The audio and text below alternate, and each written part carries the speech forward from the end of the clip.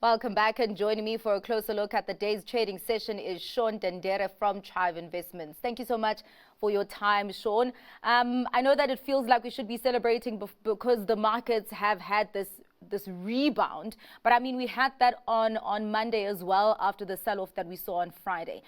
And what's really interesting for me is that I don't even think that we're out of the woods yet, because the markets are so quick to react to perceived heightened tensions between the US and China, even though they know that this is a thing that has been going on. And I say perceived, because we know that both sides use these tactics as bargaining chips. And tensions usually simmer down when they both get to the table and actually talk. So I'm wondering, why are markets so slow to bake in the cycle of risk and volatility due to US-China tensions? All right. Firstly, thank you for having me. It has been an interesting time in the markets. It feels like one day is 5 days and in 24 hours. But when we're looking at the markets, you touched on a great point there that between China and the US, I think we've noticed that these are perceived Yeah. negotiation tactics. So at that point in time, we see that the market generally has a lot of volatility as it stands. So what I believe is happening with the choppy markets is that the markets are reacting, but a lot of it is a lot of profit taking. So we've seen a lot of all-time highs on the S&P 500. We've seen gold reach all-time highs. So people take their profits, the market goes down, and we jump back into the market, right? And then going back to the China US relationship, domestically, they're having their own issues as well. I mean, if we Yeah. look at the US, the government is shut down. So that's a concern from a local perspective.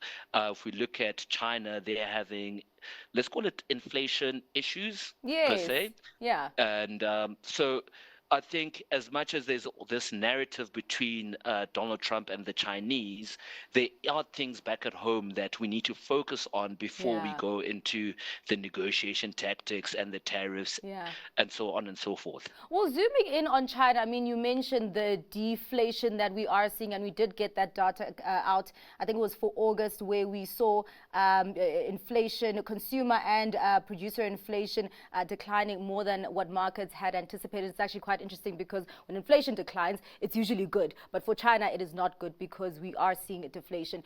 And I've been seeing some institutions actually upgrading their growth forecast for China for this year. And I'm wondering, obviously, with these tensions between the US and also the fact that they don't have the economy in order, could that optimism be short-lived? I think it's going to be short-lived, in my opinion.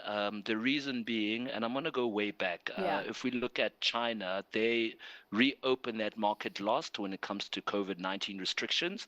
They have been struggling to stimulate that economy in the past few years, let's call it 2 to 3 years now. It's been stimulus package on stimulus package, but you can see now that the Chinese economy is currently not on a stimulus package, and I believe that's what's causing, the deflationary pressures. Yeah.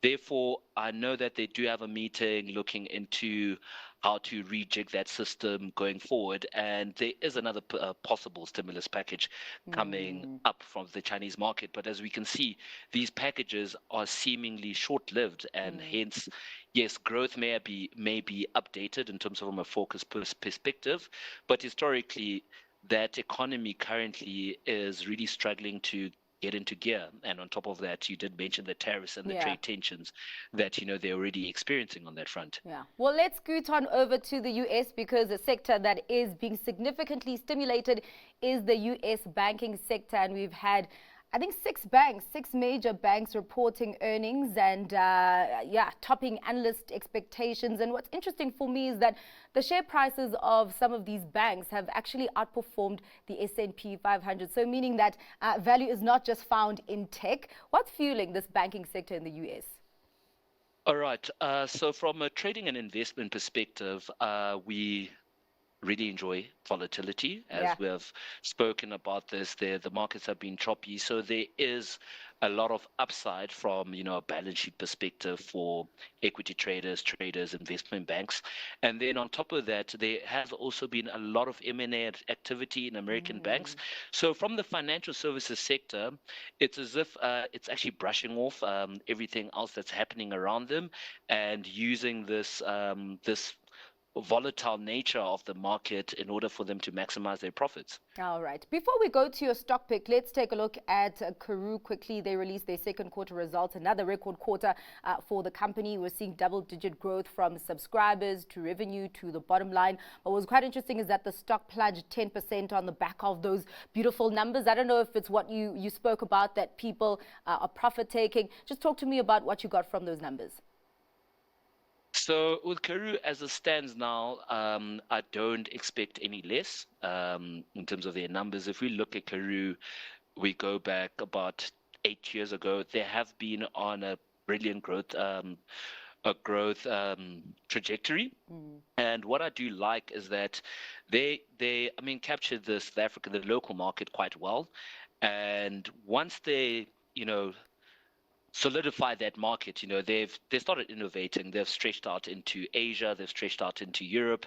And I know that in Asia, some of the products that they have there are more innovative than the products that we have here locally. So if we look at the market size that they've penetrated now, it's just seemingly that it's going to be green going forward. That's why I'm not really surprised by their numbers. And it really is seemingly a well-managed company. If we look about around in June, their CEO sold a couple million shares, and that didn't actually affect the company in any way or form or shape. Because normally you notice if a CEO saying selling shares, the public tends to panic, but that is not the case with Karoo, showing that they actually have good fundamentals on that side. Okay, well, as you're talking about selling, what are you buying today, your stock pick, Shaun? All right. So on the back of, we're seeing all-time highs on the S&P 500, and international stocks are quite expensive. So I've decided to look at an ETF, specifically the Signia Fang AI ETF. Basically, what it constitutes of is these AI companies that everyone is jumping into. And if we look at the S&P 500, a lot of these gains are skewed towards, the AI. I don't want to call it a fad, but the AI drive that we're on. So an easy way for you to tap into, some of that is just getting an ETF that baskets, all those shares at a fraction of the price. All right. Well, thank you so much for your time and giving us insight on what has moved investors' money today. That was Shaun Dendere from Trive Investments.